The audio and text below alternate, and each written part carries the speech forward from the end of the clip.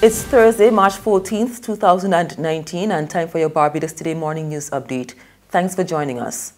Dozens of American Airlines passengers in Barbados are speaking out after being left in limbo in the wake of the decision to ground all U.S.-registered Boeing 737 MAX aircraft.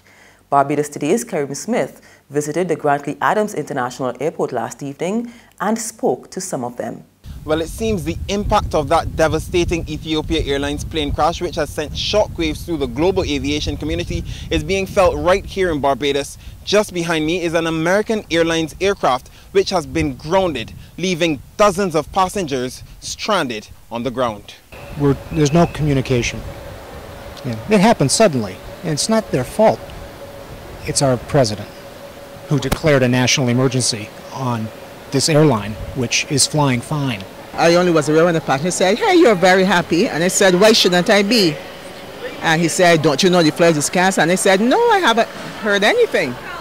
And that was my first notice. And then I listened for an announcement, and all like now, there has been no announcement. Everybody was nice.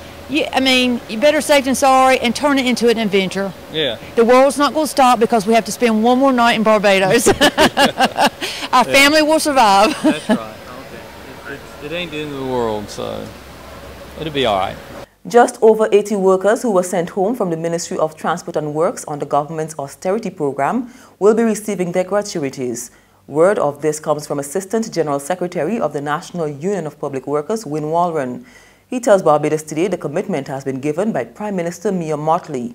The union had been fighting to secure compensation for temporary public workers who were recently retrenched despite having worked 10 or more years in the service. Walren says the latest development is welcome news. We're happy that government is committed to settling the matter, to pay the NTW workers advance authority as a solution that they get some lump sum payment for being terminated. Because the government would have made a promise, no person will go home without their compensation. So we're happy that we are at the stage where there's a commitment from government that the 83 persons with 10 years and over will be compensated. Technically, though, the flaw in the legal rights of these officers was that even though you delayed the appointment and kept them temporary, by virtue of 10 years, they accused the certain rights as temporary appointed officers, and they should not have gone home in that. A government senator has sought to bring more clarity to a bill that moves to confiscate or forfeit property gained through criminal activity. Senator Damian Sands, an attorney at law, says the proceeds and instrumentalities of Crime Bill 2019 contains safeguards to ensure proper due process. In his contribution to debate on the bill in the Senate yesterday, he said individuals would only be required to establish in court that they obtained property through legitimate means. You don't have to make an inundated amount of evidence before a court to establish beyond a reasonable doubt that you're absolutely sure that I obtained this legitimately. You just have to explain enough that a person is more than likely of the view that it was obtained through legitimate means. That is the threshold, very low one. So I just wanted to highlight that because I don't want persons to feel as though, having established all of these safeguards, the criminal standard for proof is high, that a person now feels that this bill is to their detriment, that they cannot escape, or escape is not even the best word to use, that they cannot address any issues as it relates to property that they own if they ever came under the scope of this bill. There's regional and international news after this short break.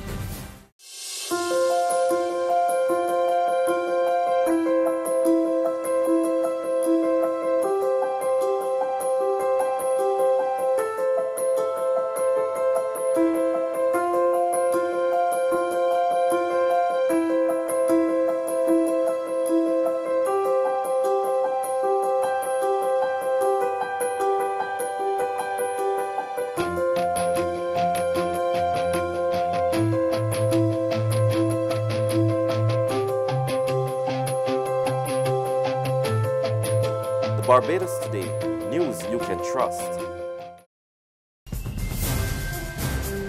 In St. Lucia, fire officers made good on their promise to stay away from their jobs in protest of the status of negotiations with the government.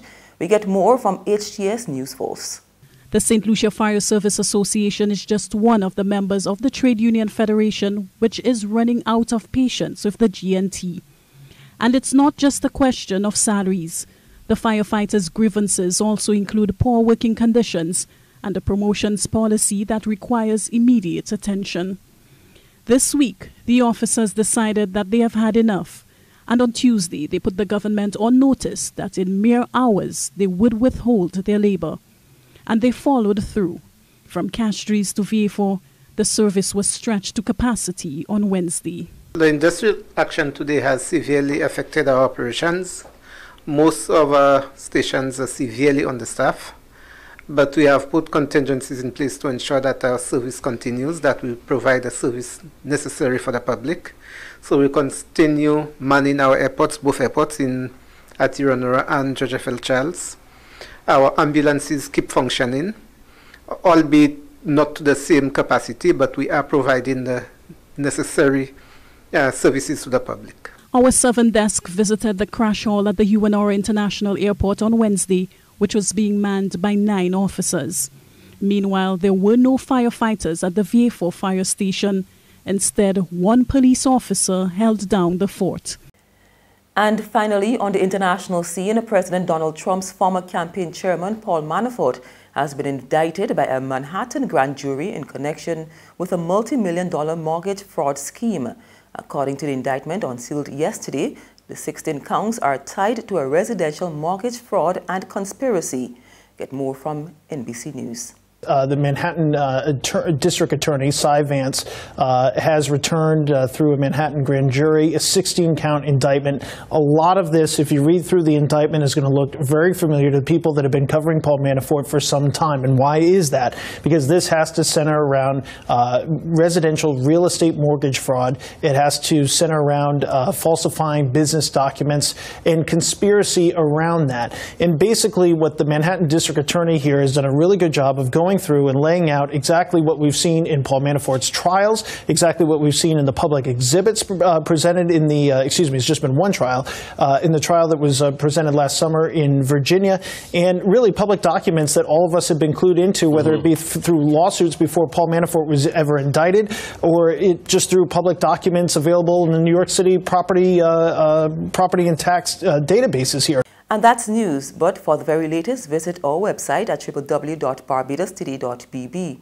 You can also subscribe to our e-paper, email updates, or like us on Facebook, and sign up for our breaking news alerts via WhatsApp. We're also on Izumi Media in bus terminals, as well as screenplay at supermarkets and gas stations near you. You can also hear us on Mix 96.9 FM and Capital Media HD 99.3 FM. I'm Carol Williams. Have a good day.